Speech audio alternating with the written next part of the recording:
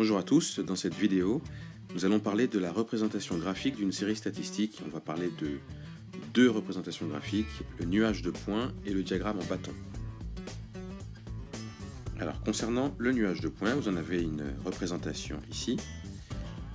Alors, ce sont des points qui ont évidemment une abscisse, une ordonnée.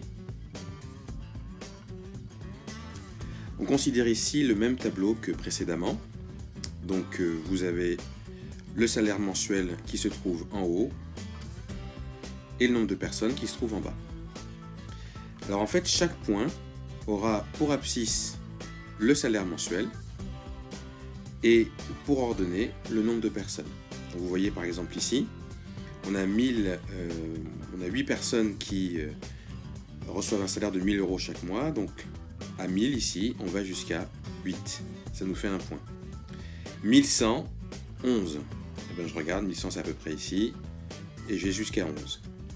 1350, 14.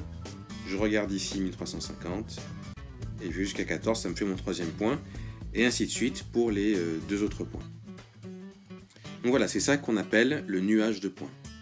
Maintenant, on va parler du diagramme en bâton, que vous avez déjà étudié dans les classes précédentes. Alors, voici un exemple. On utilise toujours le même tableau. C'est pour ça que je vais essayer de vous le montrer ici. Alors, vous remarquez que chaque bâton a exactement la même largeur. Et en fait, les hauteurs de ces bâtons sont proportionnelles aux effectifs.